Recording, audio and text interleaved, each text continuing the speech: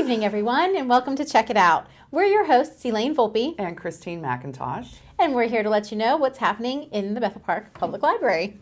And I would like to start by saying, hang in there, spring is coming. It's still so cold. As you can see, I got my turtleneck, my jean jacket on, bundled up this morning with my hat, my scarf, and my gloves, and I'm just ready to be done. Yes, I'm so over this.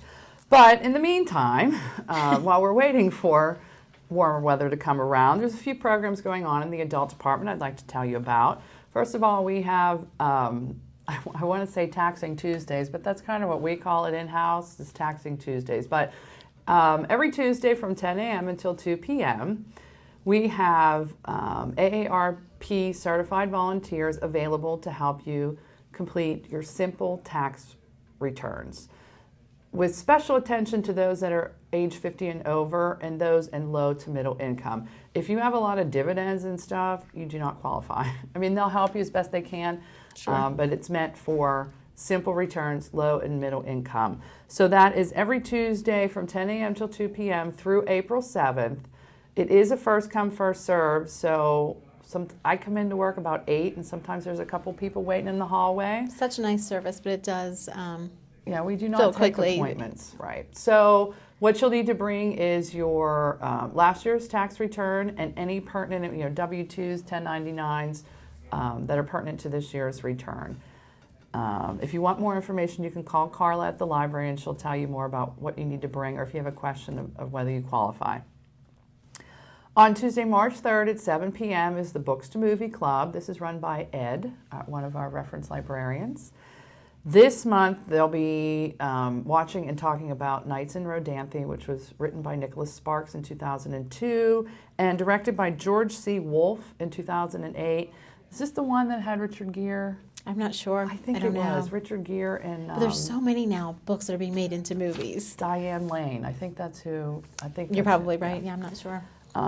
Great movie. I'm not a big Nicholas Sparks fan. Either. Yeah. But anyhow, so join Ed Tuesday, March 3rd at 7 p.m. Also, let's see, Tuesday, March 10th at 10 a.m., Rob will be teaching Introduction to the Cloud. This is an OASIS Connections computer course. Rob and I are both certified OASIS instructors, and the Connections curriculum is research-based.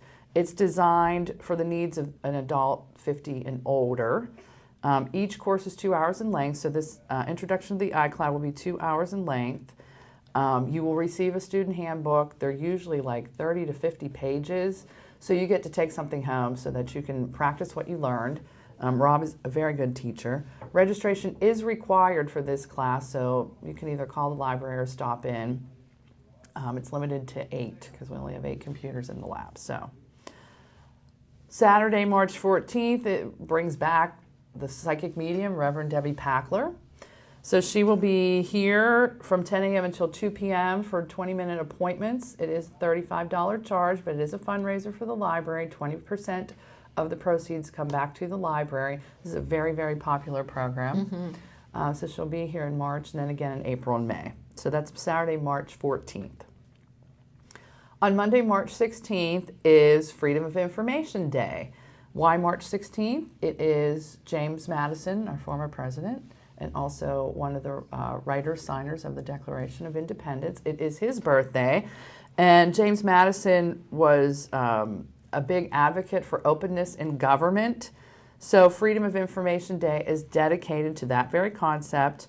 The Freedom of Information Act was passed in 1966.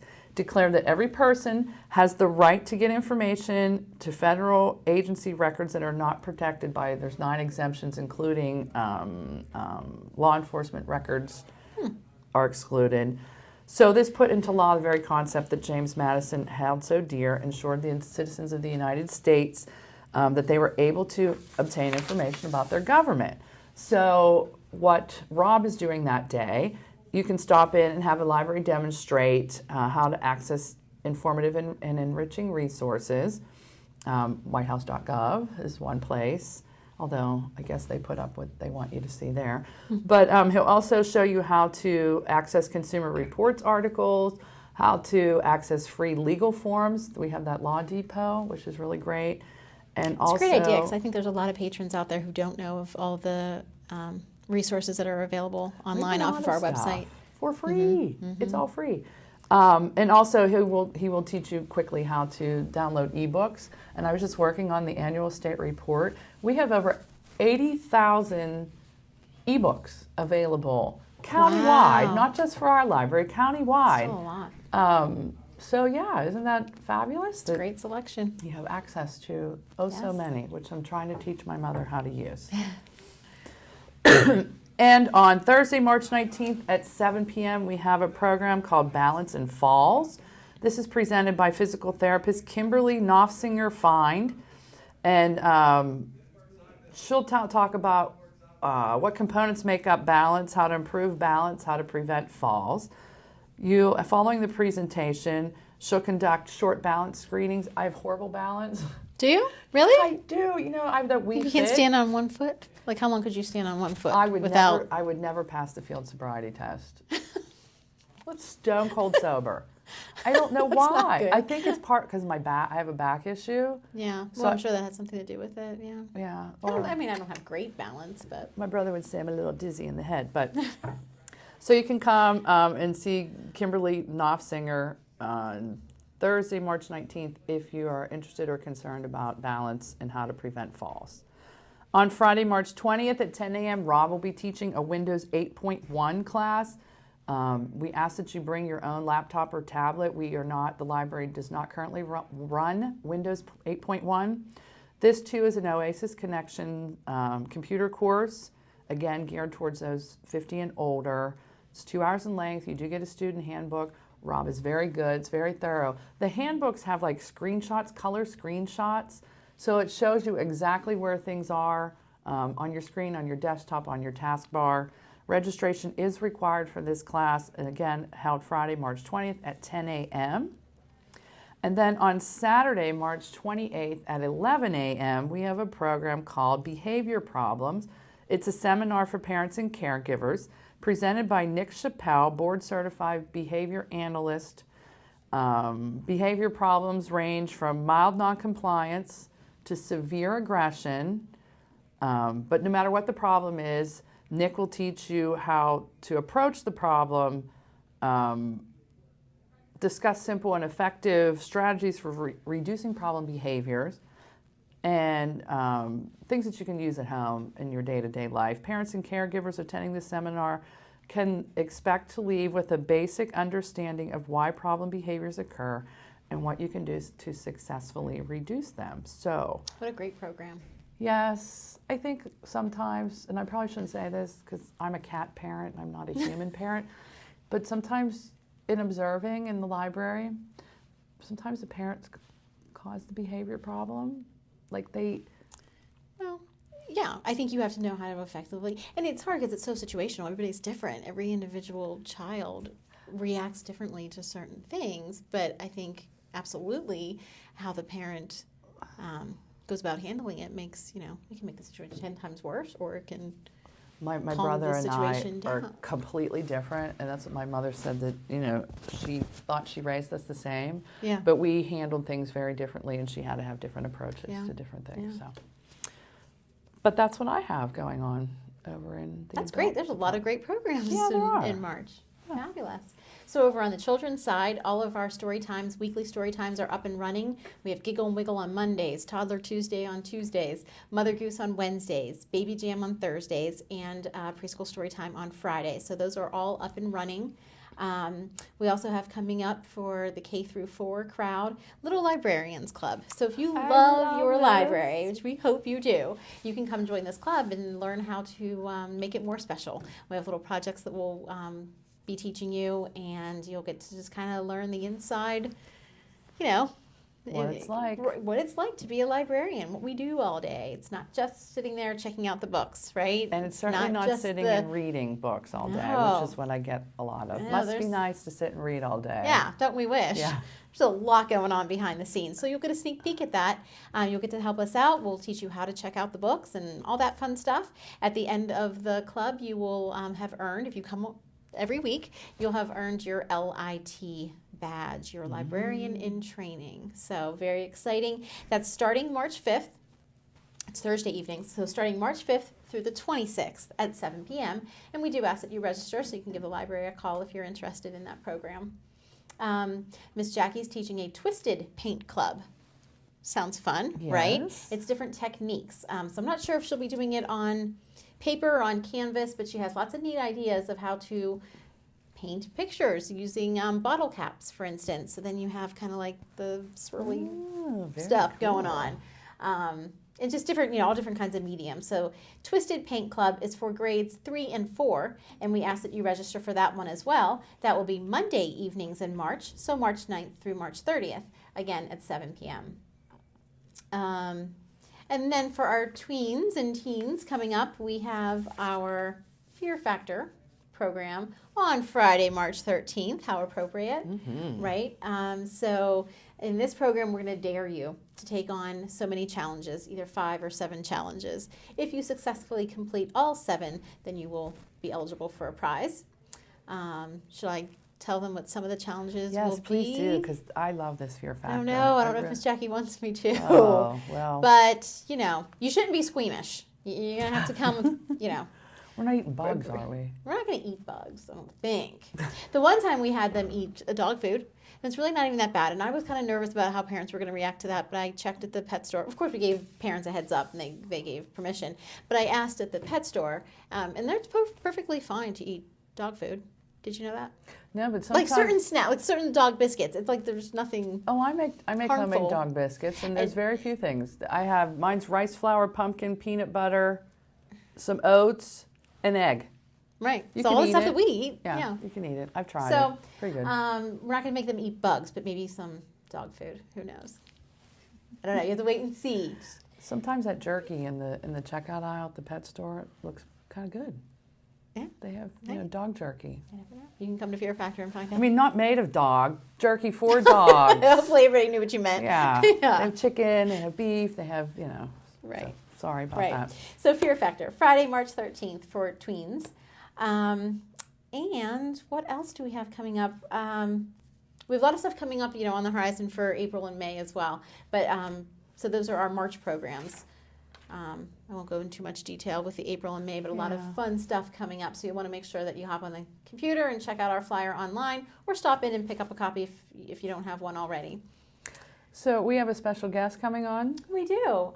So we're offering Storybook Yoga at the end of this month on Saturday, March 28th at 10 a.m. right here at the Bethel Park Library. We're really excited. Jenny will be joining us in just a moment to give us a little bit more information on what that class will entail. So stay tuned.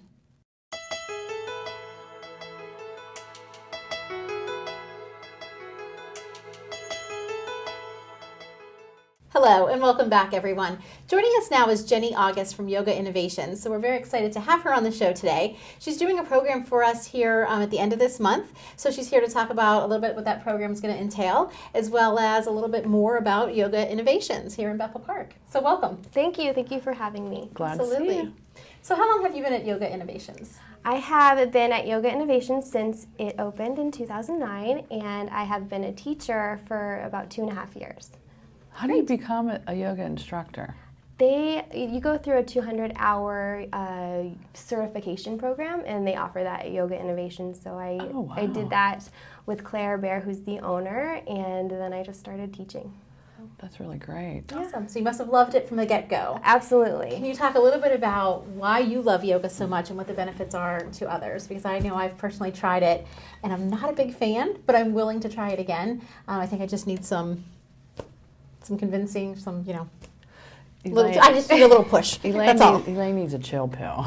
She can't sit still that long. Yeah, You're just always moving. That's what it is. I prefer like Zumba and jazzercise, and that's my form Yes. of exercise. But I know we were talking about this prior to the show. I know it's very good I have a bad back. I do know too. Christine has struggled with that as well, so it has been recommended by our doctors. So why? Just tell us why yoga is so important. Well, I actually am a lot like you. I am very busy. I fill my schedule with everything under the sun. Okay. So yoga gives me that opportunity to slow down. And what yoga does is allows you to breathe and move with intention and kind of give yourself the space to clear your mind and just allow yourself to reset. At least for me, I get that time to be very intentional about the way I'm moving and breathing. I build flexibility and strength, and do that on my own time, on my own mat, in a place that's safe and nurturing. So that's why at Yoga Innovations we kind of foster that. We do a lot of flow, so it is moving. It's not a lot of sitting and meditating, which we do have that there, but it's flowing and breathing and moving with intention. So as an absolute beginner, sometimes I feel intimidated when I go to a class, especially if there's like little cliques of people. I won't get that at Yoga Innovations. I hope not. We have really worked hard to develop a setting that is welcoming to everybody in all stages of life, in all levels. So it's a very welcoming place, is what we've heard from other people. Is Good. that That's what we like to hear. you come in with whatever you feel is your ability, and we want to give you the gift of yoga and the space to just be yourself and kind of that time to relax and do whatever goals I you think want. that's part of it for me, though. Like you're saying, clear your mind. And I know how important that is, but like, can't clear my mind constantly doing the yoga. I'm thinking about, oh my gosh, the laundry that has to be done and what I have to do at work tomorrow and what I'm going to. So do you have any advice as to how, and I guess this is what you teach in the class, but how do you clear your mind and how do you, force yourself to relax? Well, personally, I have to Because focus. it all comes down to the breathing, right? Right. That's a huge part of it. Breathing and focusing on just breathing. I'm going to breathe in and I'm going to breathe out, and I am going to move and do that all at once, which seems silly because that's what we do all the time. But when you actually have a teacher saying, okay, just focus on the breath, let go of every external thought you have, for an hour. It's not much time, but it takes practice. I was just like you when I started. I had to think about, I'd be laying there in a pose being like, I have a grocery list, I have a to-do list, and it's so busy in my head. But by going to yoga and taking that time to give back to myself and just clearing that, I leave feeling a little bit more centered and that I have a perspective. Okay, now I can go and do all these things that I need to do. And that's what I hear, and I think that's a huge benefit. And that did happen. I did yoga like probably 15 years ago for 12 weeks, 2 jobs ago. And it took me a couple weeks, but I was getting to the point towards the end, because at the end of the class she would kind of lower the lights, and I could almost fall asleep.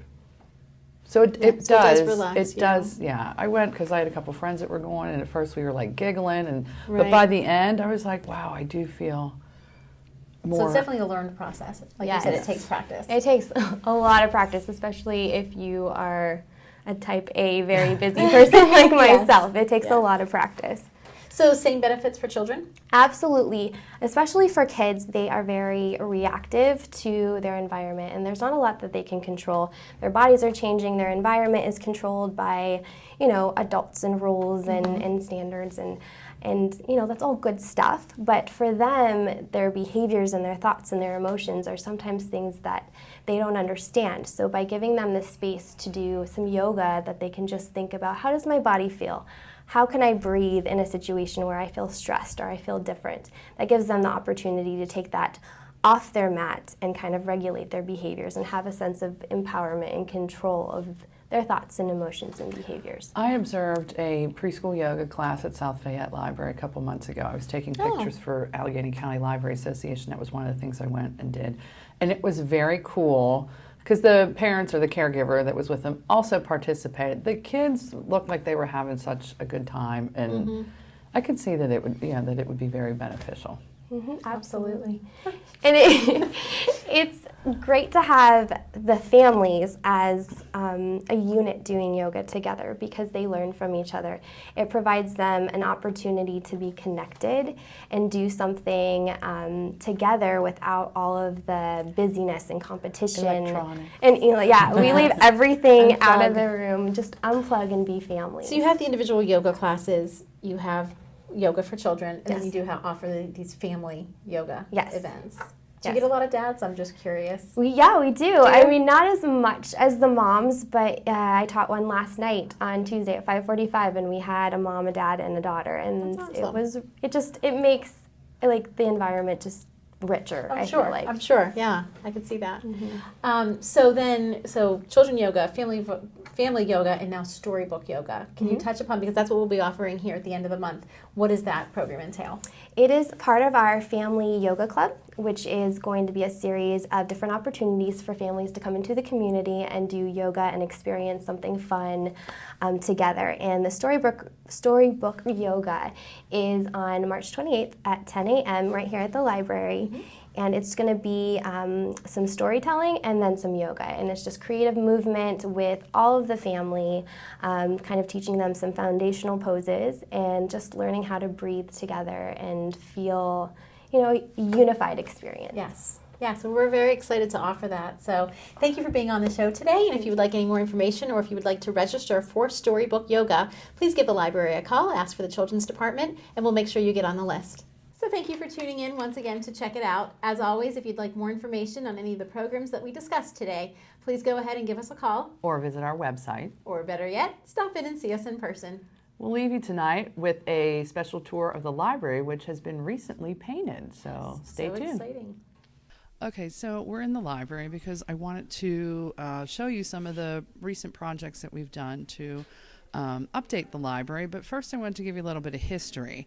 Now, the library moved into this space in the municipal building in 1968, and then in 2002 the library went through a renovation. Didn't really add any space, but helped provide better flow and service for patrons.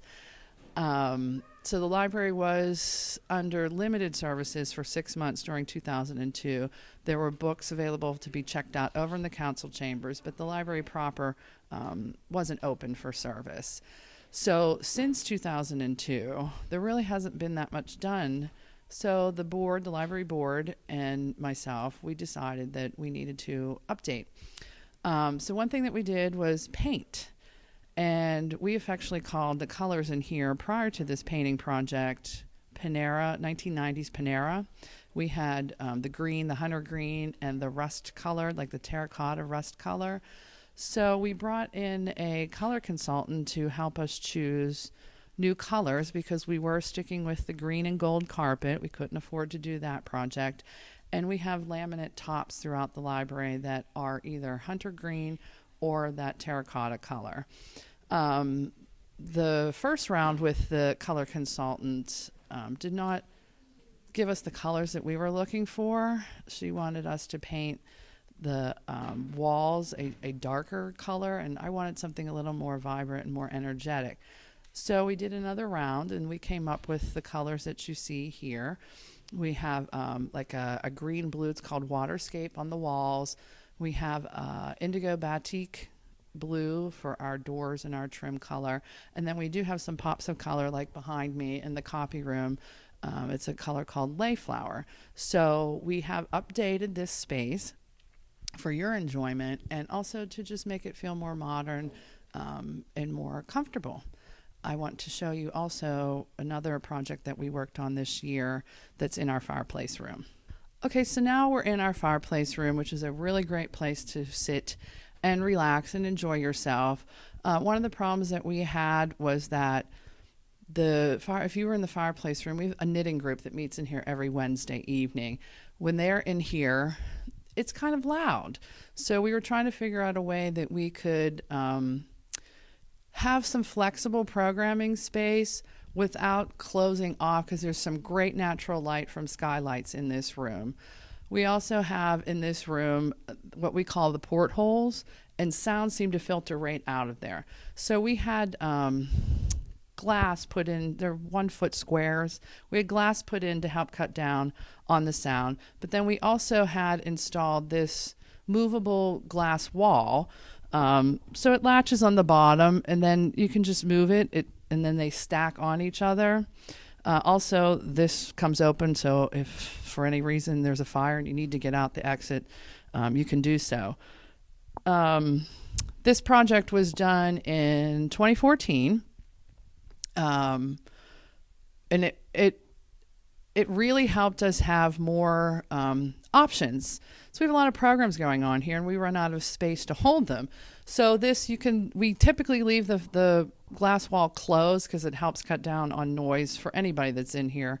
But also, too, it gives people a place on the other side, too, where they can read magazines and browse newspapers and some such. So a great improvement for you to provide better service for you with flexible programming space. So now I'm standing in the children's department. This is the area of the last phase of our painting project. You see in the background, we have Jeff from Now Painting, who is the company that we chose for this project. The children's room is getting some brighter colors. They're going to have like a corally color, a parakeet green, which the other staff are very envious of because it's so nice and bright and energizing, and some blue, and also that blue-green that we have on the wall. We're very excited to have this project going on and look for other projects coming up during the year. This building is not the newest, and we have some electrical outlet problems. Not that they don't work, we just don't have enough of them. So coming up in 2015, we're going to be working on getting more electrical outlets in the the reference area, so you can plug in your laptop or tablet or any charger device. So look for that coming up in 2015, and come in and visit us and see our great new paint job.